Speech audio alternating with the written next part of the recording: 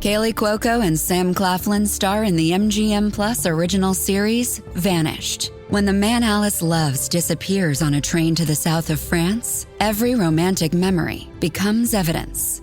Every intimate detail, a potential threat. She thought she knew everything about him, but she may not even know his real name. 4-part thriller Vanished premieres February 1st on MGM Plus. Finding the truth is a dangerous affair.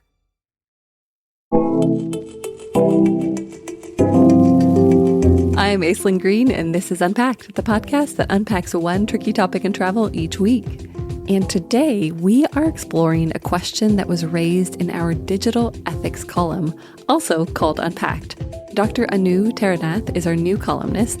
She's a speaker, facilitator, consultant, and educator who specializes in issues of racial equity and social change. Dr. Anu is also the author of the book Beyond Guilt Trips, Mindful Travel in an Unequal World, which was actually selected by Oprah Magazine as one of the best 26 travel books. It is a fantastic read, and what's cool about it is that it touches on many of the issues that were raised by the very first question Dr. Anu answered in her Unpacked column. Here's that question. Dear Unpacked, my husband and I traveled from Connecticut to Colombia in April, and we had a wonderful time. While we were walking around Cartagena, taking pictures of the city's famous doors, we were approached by a young mother and her baby. She pointed at the baby and then her stomach as if to say they were hungry and held out her palm. My heart broke. I remember being a young mother myself once, and I immediately gave her all the pesos I had in my purse. My husband didn't say anything at the time, but afterwards he told me that I helped fuel a bad industry. Did I do the right thing? Signed, Take my coins. We'll link to the column and Anu's response in our show notes, but Anu sat down with us to unpack her answer. Let's hear what she had to say. Anu, welcome back to Unpacked. It's so nice to see you again. Thank you. Today, we are going to be talking about your recent column, the subject of your recent column, panhandling. It's a big question. I was curious to know your initial reaction. I had to sit with it for a moment because I think for many of us travelers, this is a very familiar question. I'm sure it resonated with many afar readers, and it has resonated with my traveling life for as far as I can remember. And it's a question that's heartbreaking. We see ourselves in others. It's also a heartbreaking question because it forces us to collide with some of these larger concepts of inequity in the world. What does it mean to live in an unequal world? It's not okay, but how do we handle this? How do we hold it? How do we navigate it? It's kind of like we're going from the macro to the micro, right? Like yes. Macro issues of inequality in this one moment. And I was curious to know why you think this particular situation provokes such discomfort. Like some people, want to ignore the person and walk away. Others want to give them everything they have. Like, what do you think is going on internally when we are faced with this? Faced with this, we often short circuit. It's one thing to understand on a macro level that the world is unequal. But when that inequity looks you in the eyes and points to her belly and points to her child, it puts you and I and the many others who have navigated this moment, it puts us in a very different position. It's much more visceral. You can't quite shut it off. It's right there in front of you. And the thing is that the inequities of the world are literally right there in front of us all the time, even if it might not be in the poignant, dramatic moment of the young mother pointing to her belly. And yet, in order to live in an unequal world, we can't actually be thinking of the inequities all the time. There's only so much that the human brain can take. And there's only so much that the human heart can take, right? The unequal world makes us have to selectively pay attention to what's in front of us, right? Yeah. And that's disturbing, of course. And yet that's kind of how we are. We operate from having the veil over our eyes to suddenly being able to peek through it and get a sense of other people's realities. It makes me wonder, like, at home, wherever this travelers from, would they have reacted in the same way? Was it also because they were in a different country and you're noticing more that she kind of even reacted this way? That's a really insightful observation. And I have noticed in my own travels and as I work with groups of travelers that we are often somehow more raw when we are away from home, and we are somehow more calloused and hardened when we are in our familiar. And that's partly the glory of travel, right? To make us raw and open and fresh so we can see new things and feel new things. What would it mean to soften that up a little bit at home so it's not only when I am abroad that I can feel deeply, whether I give the woman money or not, but that I can feel deeply that moment of connection, being on opposite sides of equity and inequity. Those are uncomfortable truths, and they make us uncomfortable. No wonder we harden ourselves to them at home, no? Absolutely. And like you said, it's hard to sit with that day in and day out. And so, it may be easier to shut that part of your heart or brain off if you see it on a daily basis. What do you think about her response, giving the money? I think it's a perfectly fine response, what she's done, giving the woman money and emptying her pockets of pesos at that moment. I, too, have given money to people that have asked me, both at home and when I am traveling. I also sometimes do not give when I am at home or when I am traveling. And I have, over the years, learned to be less harsh on myself for finding the, quote, right answer or right response to an unfathomable situation that doesn't really yield one particular right answer. I've also learned over the years to stay with the micro, stay with the woman who's in front of me or the person who's in front of me. And also I've learned to kind of pan back and think, what are the larger systems that are at play in this moment that gives rise to this incident that's happening here? Yeah. Right? I think if people had other choices, they would make other choices, right? Yes, 100%. I mean, no matter the backstory, I imagine most people would not choose to be in the situation. It sounds like you're saying if someone feels motivated in any situation to give some money, there's no real harm in that. I did wonder what you think about giving alternatives to money. One of the things that I've always struggled with is when you stop at a light and there's someone there who has a sign up and they're asking for money or food or a ride, and it's hard to just be in your car in that moment and feeling like I'm just going to drive away or I don't have anything to offer. My grandmother, for that reason, would actually have like a box of snacks in her car. And anytime she saw anyone, she would give, a granola bar, or I think she had tuna fish packets or something. So what do you think about giving something like that as an alternative to giving money? Again, without knowing the backstory or the particular struggle of the person in front of us, it's hard to ascertain what the right response is. Some people would really appreciate the snacks that your grandmother so lovingly handed out. I love that idea. I've also met people who are not interested in the granola bar that I or you or your grandmother would offer them, and instead are looking for some money so they can do what they need with it. Again, because we don't know, that husband's hesitation in the question about, is this a bad industry? It gives rise to a lot of suspicion in us of, what are you using this money for? Maybe it's, quote, better or more ethical or more moral if I give you the granola bar or the sandwich and not give you the $3 or $5 that you might want instead. Who knows what you're going to use it for? We become, in some moments, perhaps a morality police, wanting to encourage the person in front of us to make, quote, the right choice.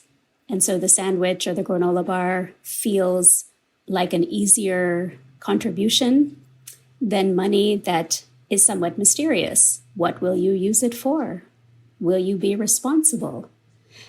nobody's checking with us. Are we using our money responsibly? Right? And many of us are not. Yeah. Right? But in those moments, we get to be a moral judge and jury when we are distributing our compassion, and our compassion has strings to it, right? There are strings attached to it. So again, I'm not quite sure of the right answer for any of this. Sometimes we'll feel satisfied with what we've done. Other times we'll think, oh, that was so dumb. And that was useless. And, oh, I should have done something else. And that too will happen. And we take a breath and we remind ourselves and one another, we did not make the world that we live in. This inequity that I'm navigating and traveling through is much longer and much more systemic than simply my choice at that intersection, whether I give the person the granola bar, the sandwich, or the $4. Yeah. And that's such a good point about conditions being attached or falling into that place of morality, please. I think that if you are going to give money, it has to be without strings. And then food can get into that kind of tricky place of like, where are you coming from and what are you motivated by?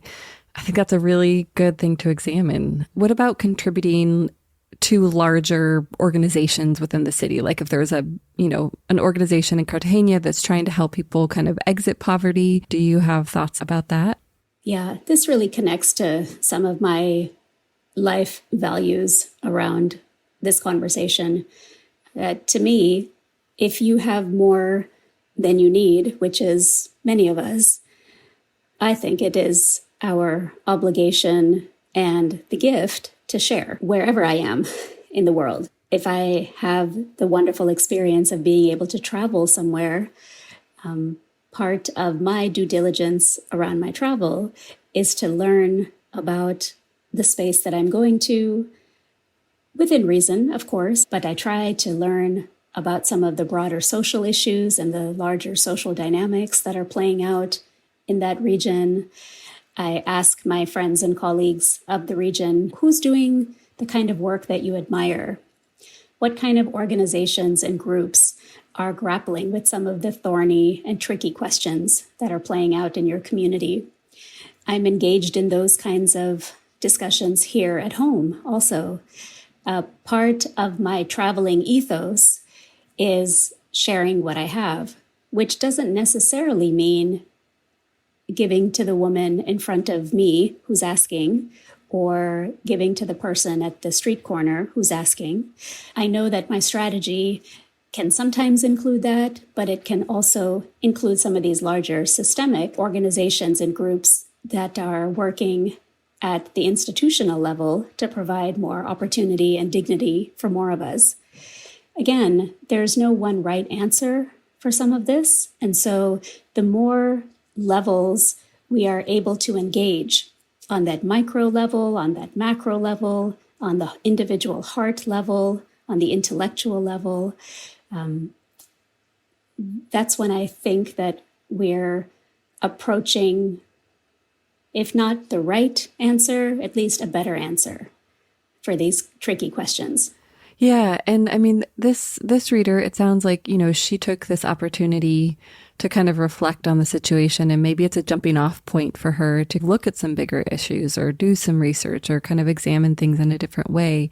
So even the fact that she's asking about, did I quote unquote do the right thing? Sounds like in the moment, okay, that was fine. And now what? Absolutely. Any of these moments can be a jumping off point, right? Our lives are filled with glory and despair, close to home and far away from home. And especially the more we start engaging with people's stories who are both like us and unlike us, we start realizing the complexity of the world that we live in. And any of these moments that make us uncomfortable or that make us pause or that make us question, did I do the right thing?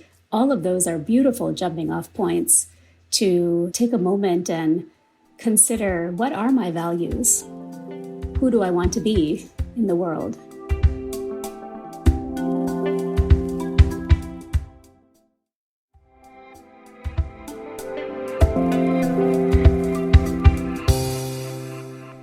Bringing it back to kind of your own experience, this reader shared a very personal story, and I wanted to know, what are some of your experiences that you've had around, people asking for money or other things as you've traveled? I was in Dakar in Senegal, West Africa, and I was with two colleagues of mine. One is a white woman, one is a Black African-American woman, and I am a South Asian American brown woman. So we were white, brown, and Black together, the three of us, walking in a market in Dakar. And three men came up to us and started asking us for some money. We smiled and shook our head and continued. And they followed us for some time. Two of them left, but one of them kept on following us.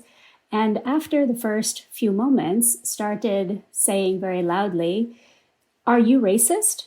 Is that why you're not giving money? You are racist, aren't you?" And it was a really complicated gut punch of a moment for the three of us. We are three educators who work on issues of race and imagine ourselves to be, quote, on the good side of these issues. And we turned around and my Black colleague said, "I am Black like you. What are you talking about? No, it's not about being racist. I just don't want to give money right now." And they got into a discussion where the Senegalese man said over and over again, "You must be racist, which is why you're not giving me some money." And later, my two colleagues and I, once the charge of the moment kind of dissipated and we had some time to think through the incident, we thought it was a brilliant strategy on the part of the Senegalese man to really have Americans confront guilt, shame, history, and inequity with a phrase and a statement that most people on any side of the Atlantic will pause, right? And nobody that I know wants to be called a racist. And if we are called a racist, we have to pause. And we have this volcano of feelings that often come up, whether it's shame and guilt, whether it's defensiveness, whether it's denial. And I wondered if I could meet this man again, I would love to have a conversation with him to ask, where did you learn that this would be the right strategy for you? How has it worked for you? I'm so curious to learn more from him about, in his relations with foreigners in his community, how that works. What kinds of responses has he seen? Do lots of foreigners give because they can't really fathom the fact that this Senegalese man would think that they're racist, and so suddenly they pull out their wallet? Or do people feel so uncomfortable that they quickly sprint away and hope nobody has heard what he said? So, I've had a lot of moments like the reader's question where an individual asks for money, points to their belly, points to a child. I've also had experiences where people have come up and, especially when I'm in India, I'm sitting in an open auto rickshaw and, there are folks that come around and beg and say very clearly, "If you don't give me, we will curse you." And so really thinking about, what are the stakes? Suddenly the stakes have been raised here. And it's the same strategy of that one Senegalese man who really raised the stakes by calling attention to race. In that particular moment in the market in Dakar, my two colleagues and I, we did not give to the man, even after he called us racist. And we continued on our way, but the moment has sat with me for the last few years. And it's one that I keep coming back to when I'm really grappling with the stories that we tell about who we are or who others are, the ways that we might use race in sometimes helpful or not so helpful ways to get what we want. It's a moment that felt very unsettling when it was taking place. And even narrating it to you years later, it feels really unsettling. I can just feel how uncomfortable that must have been for you three. It's interesting that your colleague dialogued with him. I loved the moment because the three of us as Americans were very differently positioned as Americans, white woman, black woman, brown woman. His statement landed on the three of us very differently, right? We all shared a sense of shock and discomfort, but because of our own histories around race and racism, it allowed us to have a very deep dialogue later that day about it. It's a really powerful story. Thank you for sharing it. Is there anything else you'd like to share with readers for the next time they might face this situation? Because we will all be there again, right? Likely sooner rather than later. The more strategies we have, the better we'll be able to navigate what's in front of us. I think it's good for us to have a couple of granola bars in our car to pass out.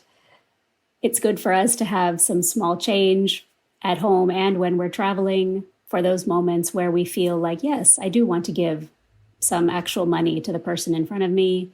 And for us to pull back and to think systemically about both the community that we're a part of, as well as the communities that we travel to, and to align ourselves with others who are working to create more dignity and opportunity for people in their lives. So again, if there's anything that people leave with, there's no one right answer to this. There are a range of responses that we can explore individually and together. And the more honest we are about the discomfort that we feel in those moments, the better able we will be to navigate the next moment, and the one after that.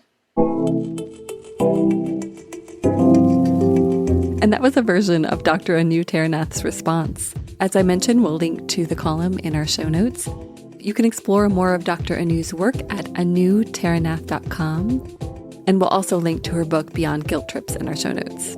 And if you have a question that you would like Dr. Anu to address, please email us at unpackedafar.com. We'd love to include your question on a future show.